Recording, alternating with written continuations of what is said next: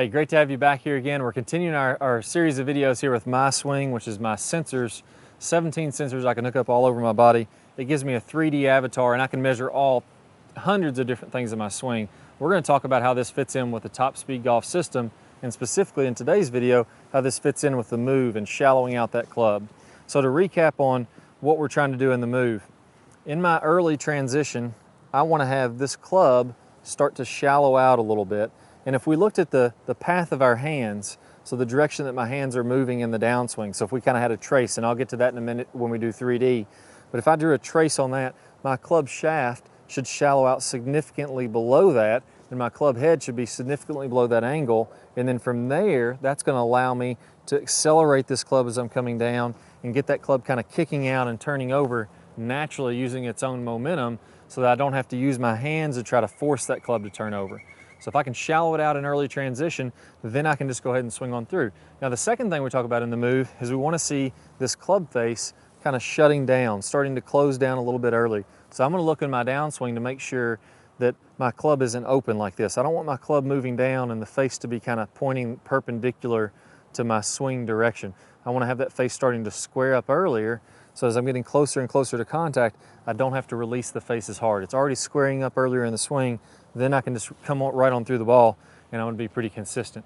So those are the things that we've talked about in the move, and I give you some great drills like the tennis racket drill to get a feel for those. Now we can see the cool thing, I can train this in 3D and see if what I think is happening through video is we can double check that through 3D and make sure every single angle is correct. So let's go ahead and try one out. I'll make a swing. Let's see if my club is shallowing out properly and if my face is squaring up early. All right, let's take a look at it on the computer.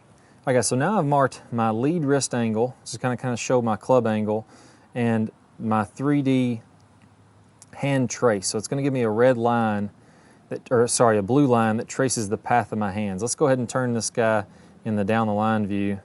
That way we can see it easier. So you can see that blue trace, which is my hands on the backswing. And then on the downswing, I believe it turns to red on the downswing. Let's see here. Yeah, there it turned to red. But look at the angle of my club compared to the trace of my hands. So my hands are moving down this red line. No, it's kind of a faint line. It may be a little bit tough to see on the screen. My hands are on that red line, and my club is shallowing out well below that. So that's the key. I got to get my club a good 15 degrees or more below that red line so that I can shallow it out early. Now the second thing I talked about is I want to square up that face earlier in the downswing. And then we can see now, as I pause this in the downswing, that face is squaring up a little bit. The more I close that face down early in the downswing, the less rotation has to happen as I come through contact, and the less rotation of the face that has to happen.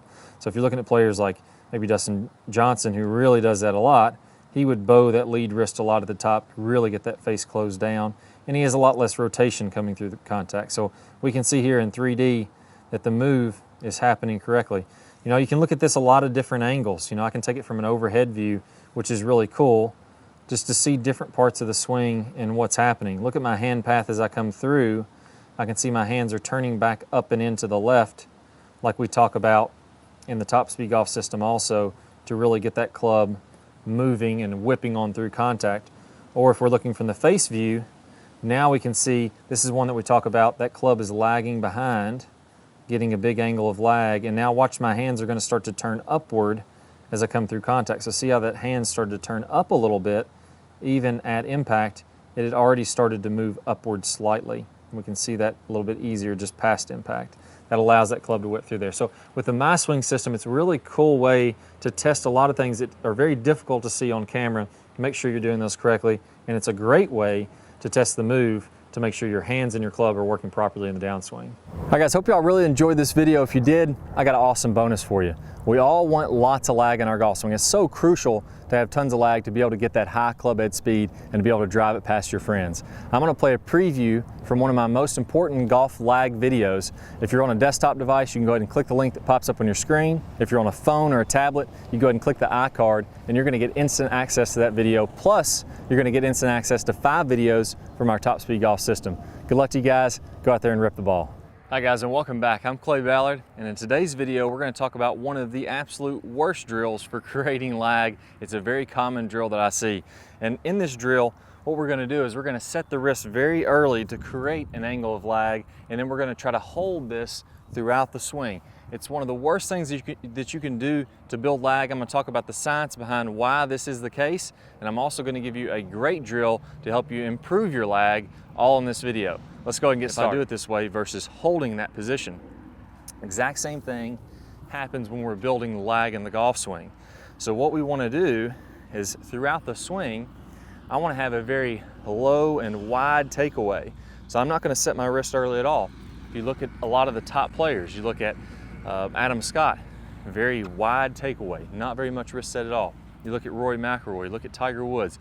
All these players are using a wide takeaway and not getting very much wrist set, so that later in the swing, as we start down, we can increase this wrist set, and we're really only going to max out this angle of lag for a split second in the downswing. Okay, so a three-step drill here. Now, as we get started with this, I want to remind you that the fulcrum in this golf club for getting a massive amount of lag is right at the end of the golf club. This is where I want my hinge point to be.